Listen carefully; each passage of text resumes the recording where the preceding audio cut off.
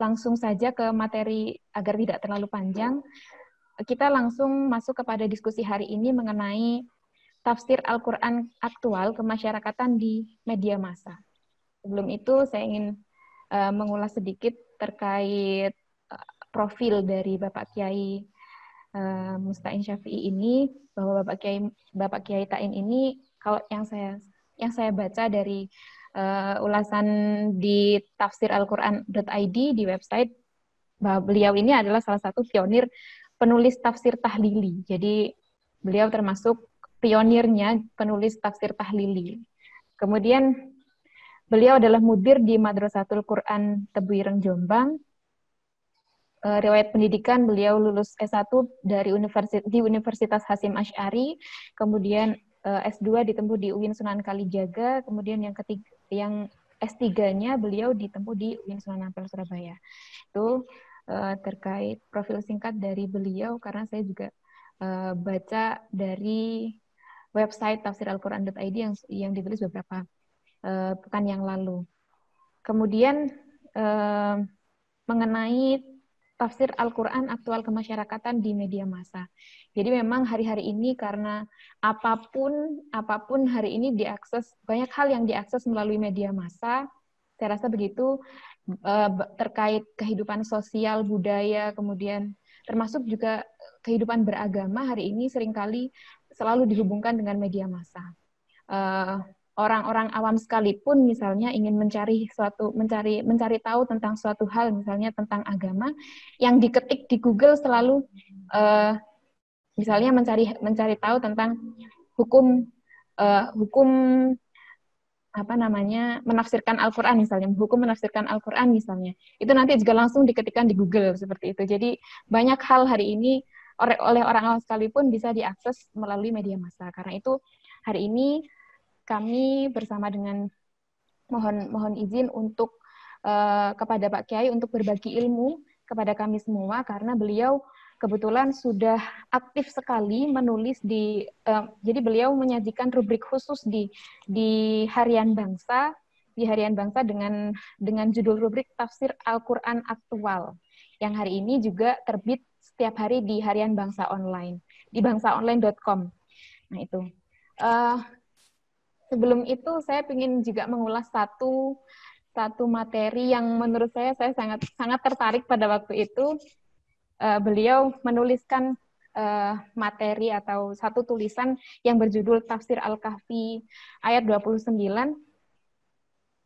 yang berjudul Bu Risma bersujud atau ndelosor. Nah, ini yang menurut saya sangat menarik sekali karena dari judulnya saja itu bahasanya sudah bahasa kita sekali, ya kan, bukan bahasa, artinya tidak hanya dikonsumsi oleh anak-anak akademisi atau oleh para akademisi saja, tetapi orang awam pun bisa memahami tulisan beliau. Dilihat dari judulnya saja itu sudah begitu. Itu kalau menurut saya. Jadi yang menarik juga satu tulisan beliau yang ada di situ, di awal-awal paragraf itu, beliau menyatakan bahwa you beriman silakan, mau kafir ya silakan. Hal-hal yang tulisan-tulisan yang semacam itu kan kalau menurut saya pribadi itu sangat mudah dicerna dan juga bisa dipahami oleh semua halayak. Jadi tidak hanya akademisi saja, orang yang misalnya tidak sekolah tinggi pun akan paham dengan bahasa itu. Itu menurut saya kalau di salah satu tulisan beliau. Jadi menarik sekali. Nah, banyak hal yang bisa kita pelajari dari beliau hari ini.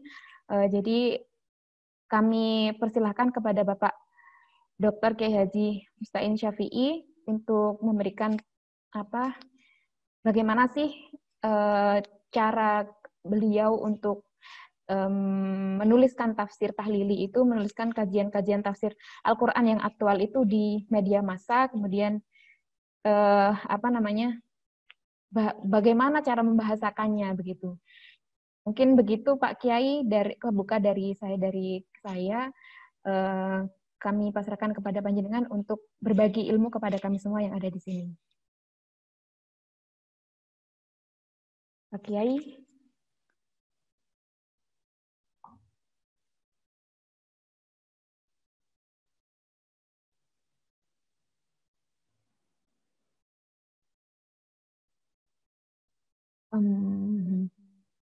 Ada ya, masih ada.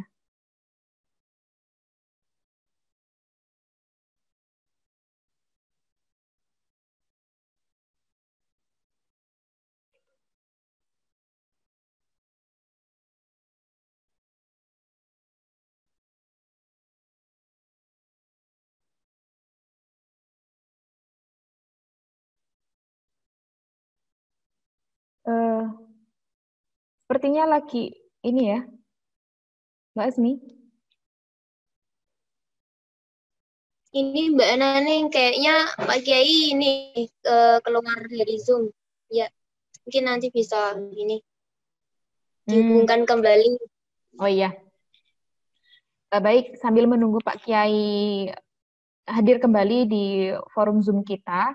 Jadi memang beliau ini, Bapak Kiai Musta'in Syafi'i ini menuliskan tafsir tahlili di rubrik harian bangsa itu dengan judul tafsir Al-Quran aktual. Jadi memang tema-tema, kalau misalnya dengan Mirsani itu banyak tema-tema keseharian yang tentang kehidupan sehari-hari yang beliau angkat dan beliau tulis di dalam rubrik tersebut. Nah, karena itu cocok sekali untuk disajikan di media massa hari ini, karena memang kebutuhan masyarakat saat ini banyak sekali melibatkan media massa gitu. Jadi di salah satunya juga yang menarik dari saya yaitu seperti yang Bu Risma bersujud atau glosor itu kan sangat tanggap sekali terhadap tema-tema yang sedang tren pada saat itu. Jadi pada waktu itu memang lagi viral di media massa bahwa Bu Risma bersujud di kaki dokter gitu ya pada waktu itu. Bu Risma bersujud di kaki dokter sehingga banyak dari banyak kalangan yang memberikan komentar terhadap aksi yang dilakukan oleh Bu Risma. Nah, kemudian Pak Kiai Musta'in Syafi'i ini juga memberikan komentar mengenai apa yang dilakukan oleh Bu Risma. Gitu. Jadi tidak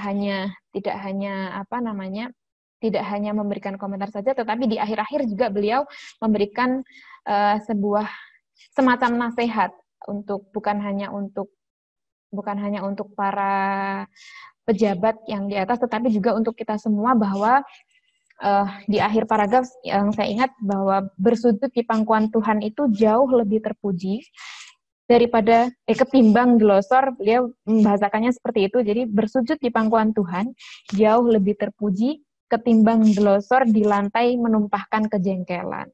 Itu yang beliau bahasakan di rubrik tafsir Al-Quran aktual itu. Selain itu juga ada rubrik-rubrik lain, maksudnya tulisan-tulisan lain mengenai hal-hal kehidupan sehari-hari, seperti misalnya yang paling update hari ini, yang paling terakhir ditulis sepertinya yang saya baca kemarin itu tentang hukum laki-laki menggunakan perhiasan emas. Kayak gitu-gitu itu juga dituliskan oleh beliau di bangsaonline.com. Nah,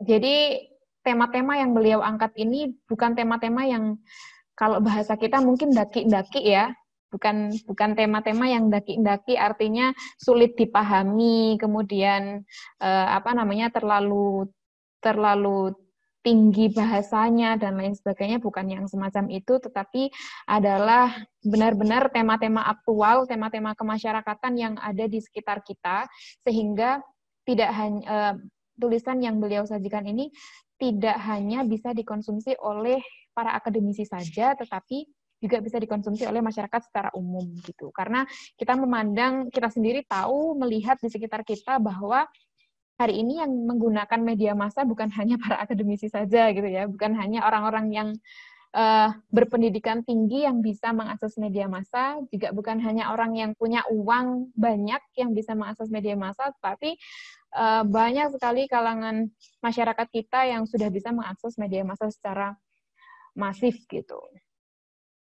Itu sih kalau penekanan dari juga pentingnya kajian yang kita lakukan hari ini. Sehingga siapa tahu nanti setelah mengikuti kajian ini, jadi kita lebih produktif lagi menulis, misalnya produktif menulis di tema-tema keseharian yang ada di sekitar kita juga gitu. Barangkali begitu. Oke, ini kebetulan Pak Kiai sudah rawuh, alhamdulillah. Pak Kiai sudah rawuh kembali di hadapan di tengah-tengah kita hari ini. Mohon izin untuk Bapak Kiai memberikan materi atau berbagi pengalaman, berbagi ilmu kepada kami semua terkait penulisan tafsir tahlili penulisan tafsir Al-Quran aktual kemasyarakatan di media massa. Aturaken waktu dan tempat kagem panjenengan Pak Kiai.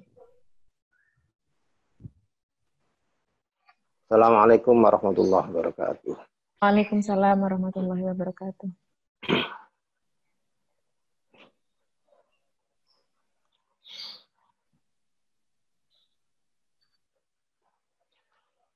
Alhamdulillah wa kafa wa salamun ala ibadihi alladzina astafa ma ba'd. Mas-mas dan mbak-mbak sekalian, barakallahu fiikum. Prinsip dasar di dalam bertafsir itu merujuk pada keyakinan bahwa Al-Qur'anu nazala wa tanazzala. Al-Qur'anu nazal. Al-Quran itu turun, wa tanazzala, dan tetap eksis, turun terus, mengikuti zaman. Makanya penuzulu qad madha, untuk turunnya Al-Quran 30 juz sudah selesai, qad madha. Wa tanazzulu, sedangkan eksisnya, pesannya, turunnya untuk makhluk itu, at-tanazzul itu baq, terus menerus eksis dan bisa diunduh. Karena itu Al-Quran adalah hidup. Nah, mereka yang masuk di dalam tafsir ya harus hidup, pemikirannya hidup, pandangannya juga hidup, geraknya juga hidup. Nah, itu baru bisa disebut mengikuti panduan. Karenanya melihat at-tanazzulu, tanazzul itu terus menerus ini, maka masing-masing yang menafsir Al-Quran itu mesti subjektif. Jadi semua mufassir itu subjektif. Tidak ada yang objektif. Ya objektif ya Allah saja, al-haqqu min rabbik. Karenanya maka bertafsir sama dengan berijtihad kontemporer. Sehingga semua orang seharusnya menjadi mufassir kecil. Zaman Hadratul Rasul memang beliau huwa al-mufassirul awal ya. Tapi beliau sudah wafat. Lalu abad berkembang, Al-Qur'annya tetap tidak muncul lagi. Tetapi rohnya, pesannya tetap bisa diunduh terus-menerus. Karena itu mufassir itu adalah anak zaman. Ya tentu zaman Imam Asy-Syafi'i ya nggak sama dengan zaman Musta'in Syafi'i, ya nggak sama. Dan tidak bisa diperbandingkan, mesti kita itu kalah jauh. Karenanya maka ada dua pola dalam orang bertafsir. Apakah bertafsir itu hanya terpaku kepada teks, cantolan teks saja. Atau boleh bias.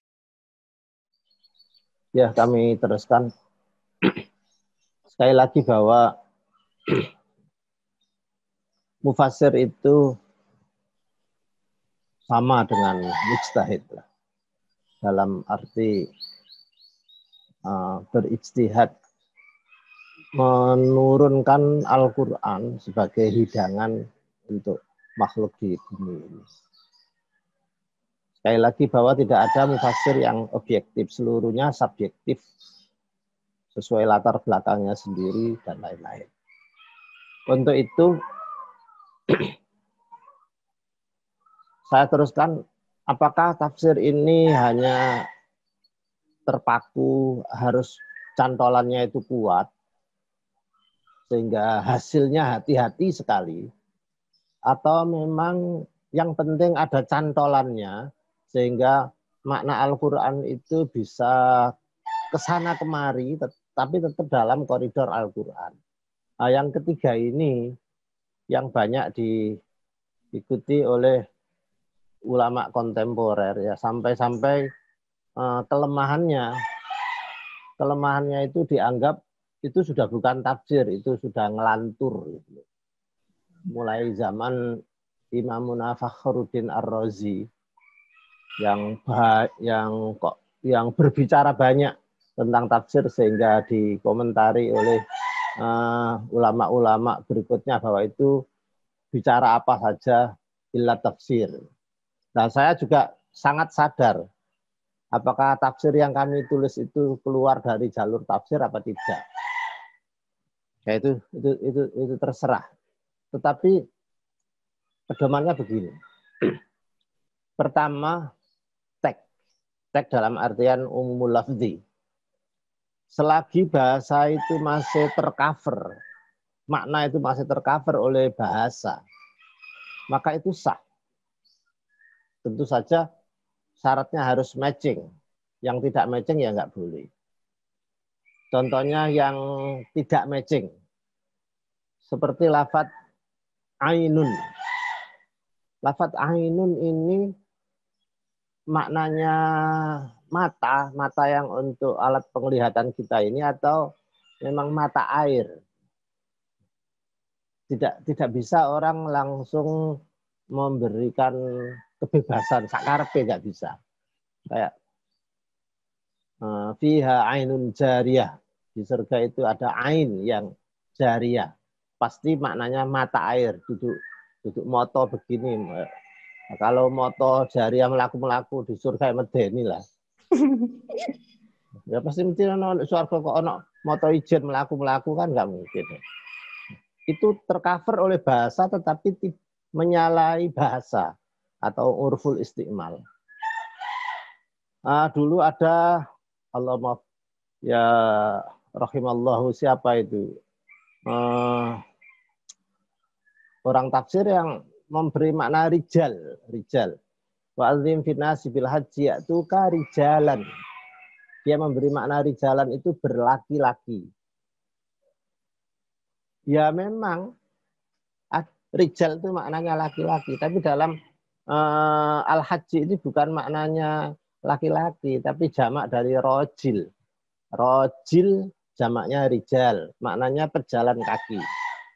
Rojulun juga maknanya rijal, maknanya laki-laki. Tapi untuk ini, karena konteksnya itu masafah, konteksnya itu teritorial, kemudian daerah, orang yang pergi ke atau datang ke Masjidil Haram itu mingkuli fajjin amin, yaitu karijalan. Maknanya datang di situ dengan berjalan kaki dan ada yang naik unta. Maknanya itu berjalan kaki, bukan berlaki-laki. Nek ngono sing haji lak lanang tok, ana sing wedok lak lanang. Nah, ini ada kesalahan-kesalahan dalam menerapkan lugat itu. Nah, makna yang bisa bias, saya ambil contoh dulu yang paling asik itu kutiba alaikumusiyam. di mana-mana aku belajar bahasa Arab kayak cilik itu ya kata bayak tubuh itu ditulis, menulis. Tiba-tiba gede-gede itu belajar tafsir itu kutiba alaikumusiyam itu diwajibkan. Dalane tekon ditulis kok tadi diwajibkan itu. Ya karena pemikirannya pemikiran jauh, pemikiran mufassir yang menafsir itu orang dasar pemikirannya memang syariah. Dan ditulis dalam arti hukum tertulis maka furido. Apakah furido, kutiba di mana furido itu satu-satunya tafsir? Tidak. Itu kan pendekatan syariah. Nah, pendekatan humaniora, pendekatan pendidikan dakwah mana? Paling bagus kembalikan saja kutiba itu ya ditulis, dicatat. Ya ayyuhalladzina amanu, wahai orang beriman, sampean itu kutiba alaikumusyamu sudah didaftar oleh Allah. Dihargai, didaftar oleh Allah sebagai pelaku puasa. Kayak sampean menjadi ketua panitia ziarah tur atau apa. Sampean datang ke orang gedean dengan pendekatan furido, Pak, sampean kudu melok rekreasi, ini gak tak ketaki, tak kaplok. Nek melok oleh ganjaran, gak tak obong omamu, tak keplai. Itu kan pendekatan fikih itu. Yusabu ala fa'ili wa yu'aqabu ala tariki. Sadis loh. Tapi itu nggak cocok. Nggak cocok untuk personal approach. Al-itijah syakhsi itu nggak cocok. Cocoknya soan, go buku, Pak Haji, loh sampean mesti daftar oleh arek-arek ikut rekreasi. Loh sampean nomor namanya di atas itu catat arek-arek. Dia merasa dihargai. Gak duit mungkin dodol-dodol wedhus mungkin iso gitu. Jadi setiap tafsir semuanya tidak bisa mewakili pesan Tuhan secara universal, tidak bisa. Jadi mungkin satu aspek. Ya tadi itu kutiba alaikumusiyam furido. Buku sak perpustakaan tafsir itu furido kabeh. Ya wong sing nulis itu basicnya syariah kabeh. Orientasinya syariah kabeh. Lah yang lain kan belum itu. Nah, ini satu contoh. Sama sekarang yang kita lihat. Musibah. Makna musibah, ambil contoh. Alladzina idza asabathum musibatun qalu inna lillah. Di mana-mana orang memaknai musibah. Itu yang gak enak toh. Kematian, kecelakaan, apa itu. Biasanya yang musibah gak enak. Ya, konotasinya memang begitu. Sebab nuzulnya juga begitu, prakteknya juga begitu. Tapi apakah itu satu-satunya? Ya enggak lah. Enggak. Asaba, yusibu, musibah, tepat, syab. Jadi Allah memberikan musibah, memberikan sebut saja itu kematian, kecelakaan seperti itu keputusan Allah yang sangat tepat menurut pandangan Allah. Mestinya ini yang dipotret oleh para mufassir, oleh para penyampai pesan Al-Quran. Bahwa Allah itu pasti memberikan keputusan yang paling tepat. Musibah. Ya, tepatnya itu. Ya, mungkin tepat bagi Allah ini gak podo karo maknanya tepat bagi manusia yang tertimpa itu. Nah, karena itu ada orang wafat terus didramatisir, dinangis-nangis barang itu. Saya paling mangkel dengan ustadz atau kiai yang waktu disuruh mengantarkan jenazah itu bahasanya didramatisir, dihisteriskan nangisnya itu, sehingga menambah kepedihan ditinggal oleh mayit. Itu satu sisi loh ya. Pandangan sufistik itu sama dengan memimpin ketidakikhlasan. Memimpin ketidakikhlasan terhadap keputusan Tuhan. Garai wong nolongso. Makanya sampai dari kiai nih, anak musuh udah dramatisir lah. Itu menjauhkan diri dari ridho terhadap keputusan Tuhan. Biasa saja. Makanya innalillahi wa inna ilaihi rajiun titik. Ya ilaha illallah. Didramatisir. Ini kiai gak sufi blas. Gak mendidik umat untuk apa ini nyantolno hal itu kepada Allah. Nah, itu salah satu contoh. Contoh yang terkait dengan lughat. Apa mana? Nah, sekarang cerita saya cerita.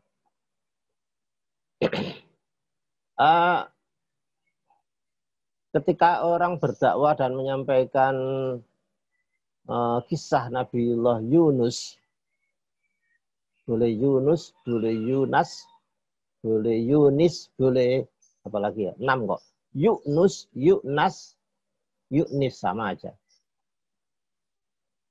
Nabi Yunus yang purik dan minggat dari kaumnya karena jengkel dakwanya enggak dipatuhi. Maunya benar. Mau hijrah ke tempat ke pulau lain, barangkali di sana bisa diterima. Tetapi itu bagi Allah tidak benar. Karena kurang sabar. Naik perahu. Dengan seterusnya kemudian oleng, lalu diundi, dilempar ke laut, dimakan ikan. Hud, faltaqamahul hud. Nah, di sini ini hampir semua cerita yang pernah saya dengar itu bahasanya mesti begini. Nabi Yunus dimakan ikan, kemudian ada di perut ikan. Sudah di perut, nah, perut loh ya. Di perut ikan, terus membaca tasbih subhanallah. Seterusnya membaca apa? Ini kuntum nazir tasbih terus. Di perut ikan, di perut ikan. Ya, iya ya. Al-Qur'annya itu enggak gitu. Al-Qur'annya itu faltaqomahul hutu wa huwa mulim. Iltaqoma dari lakom, lukmah artinya dipuluk. Lukmah satu suapan puluk.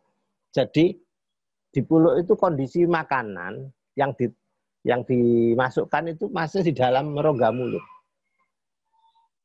Kalau masuk perut, ini perut gini, itu bukan iltaqoma tapi ibtala'ah. Ibtala'ah itu diuntal, tangan itu. Nah, Al-Quran itu pakai faltaqoma, bukan ibtala'ah. Jadi Nabi Yunus dimakan ikan itu bukan ditelan masuk dalam perut. Mati, digiles karo usus besarnya. Tapi sekedar faltaqomahul hud. Jadi hanya ada di rongga mulut ikan hud. Hud itu apa? Semua mengatakan hud itu paus. Menurut TV ya, tafsir TV ya. Geografis itu, National Geographic itu, ikan paus itu ada yang gedenya 30 gajah Afrika. Jadi bisa dibayangkan panjangnya bisa 35 meter. Jadi Nabi Nuh itu di faltaqoma diuntal oleh hud ikan paus yang gedenya sekian itu. Terus kita lihat ikan paus itu kan jari TV, nafasnya kan pakai paru-paru kayak orang. Sehingga beliau itu nyangsang di mulut ikan paus itu menyerap oksigen dari udara seret. Jadi Nabi Nuh itu kayak duduk di ruangan ber-AC di mulut ikan tadi. Ya mestinya gak mati-mati. Oksigennya terus dipasok dari pernafasannya ikan paus tadi itu. Nah, jadi ajaib ya ajaib, tapi Allah tetap pasti ada sebab di situ. Tapi kalau kita bercerita, Nabi Yunus ditelan di perut ikan, ya mati kegiles, kan oksigen. Makanya Al-Quran mengatakan, falaula annahu kana minal musabbihin. Andai dia tidak bertasbih terus-menerus, lala bisa fi batnihi. Dia akan masuk di perut ikan tadi itu sampai kiamat. Jadi belum masuk perut, masih nongkrong ya kayak awaan dhewe iki apa jenenge ana laler nek jerone mulut ngene ngene. Dadi lalere urip terus ana oksigene. Jadi belum masuk mati. Jadi makanya sekian hari enggak mati. Jadi Allah itu membuat sabab tersendiri di celah-celah kehebatannya. Ya kuasa, tapi tetap faat ba'asa baba itu diikuti oleh Allah. Itu salah satu contoh. Nah terus, saya mungkin ada beberapa, tapi saya bicara lughot dulu. Karena lughot ini bisa bermain lincah untuk dipakai tafsir sesuai aktualnya itu bisa. Lincah sekali untuk lughot ini. Ya terserah pengayaan kita terhadap lughot itu. Nah, karenanya maka di dalam bertafsir ini varian-varian itu muncul terus. Baik. Kedua, tadi untuk lughot ya. Kemudian latar belakang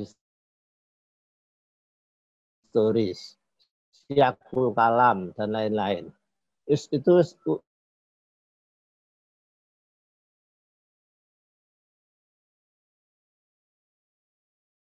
urusan sampean.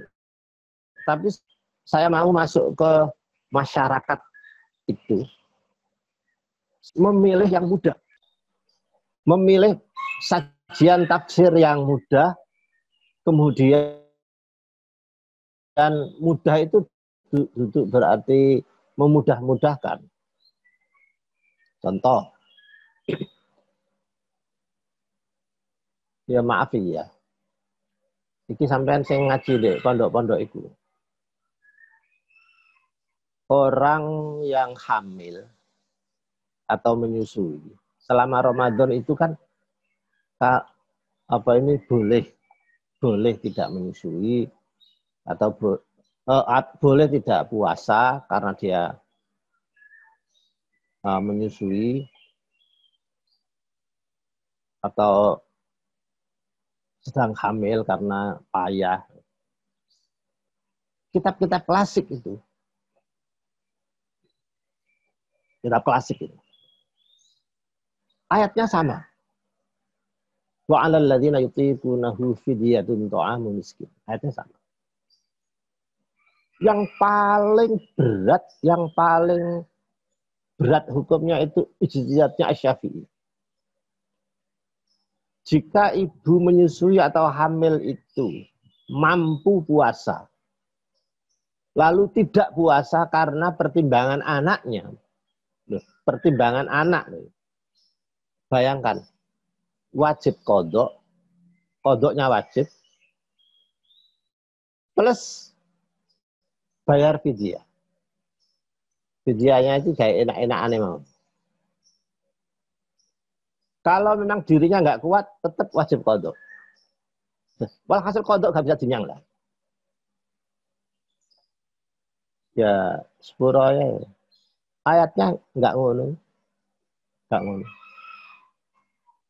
Wa 'alal ladzina yutiqunahu fidyah. Alladzina yutiqunahu ini. Seperti yang dipahami oleh Ibnu Abbas. Ini ayat ini untuk hamil murdi yang memang tidak puasa. Itu hanya fidyah saja. Fidyah saja, tidak ada kodok-kodoknya. Fidyatun, ka'ano. Faidatunnya itu yang belakangnya. Sebelumnya tadi depan. Jadi saya memilih. Dimintai hukum piye iki 1 bulan gak poso iki piye. abot anu nih. Ya sudah, fidyah saja. Silakan per hari berapa. Nah, menghitung fidyah itu, jangan pakai mut lah. Zaman ini kok mut sok barang.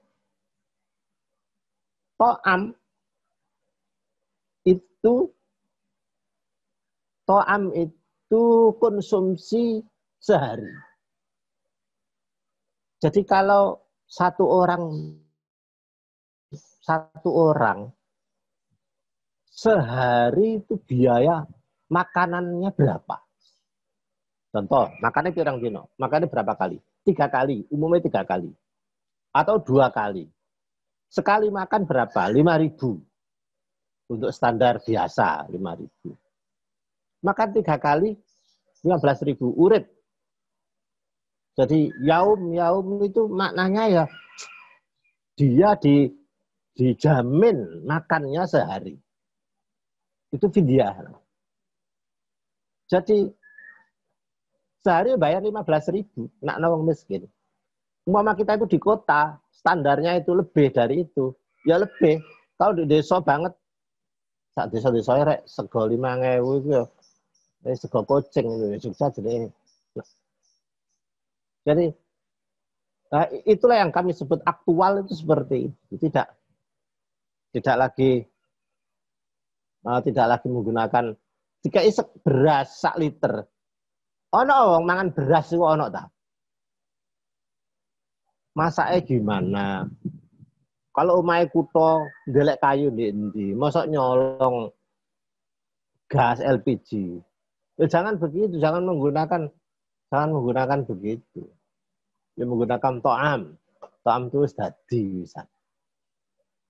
Nah, ini yang saya pilih itu memang saya tidak mau lepas dari nas, tetapi saya memilihkan yang tersirat dari nas dengan mudah. Nah, yang terakhir tentang nas-nas yang kontradiktif. Nas-nas yang kontradiktif ini selama ini kan pendekatannya itu disfungsi atau kita sebut dengan nasikh mansukh. Nah, tafsir aktual sangat menghindari nasikh mansukh. Salah satunya ayat itu kalau mansukho itu mendisfungsikan ayat itu. Aku sungkan dengan Gusti Allah. Gusti Allah menurunkan ayat Al-Quran itu dengan ilmunya. Innama unzila bi ilmillah. Dia ilmunya. Tiba-tiba di dalam level pemahaman kami ini mungkin karena gak nutut, gak apa terus didisfungsikan. Ini mansukh ae. Saya tidak tega. Tidak tega mendisfungsikan kalamullah yang sudah nuzul itu tidak tega. Pangkatku apa?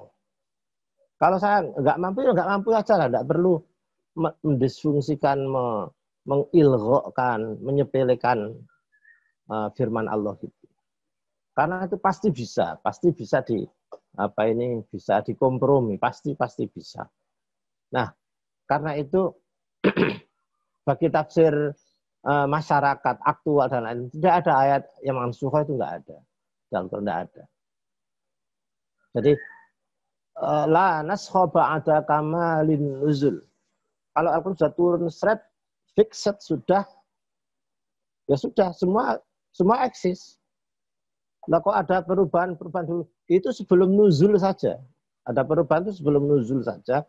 Begitu akhir ya sudah, tidak ada lagi. Nah, kalau mau diaplikasikan apa saja pakai itu bisa kok. Ini yang contoh yang paling jorok aja. Contoh yang paling jorok itu ini. Apa ya? Masalah rodoah. Nah, masalah rodoah.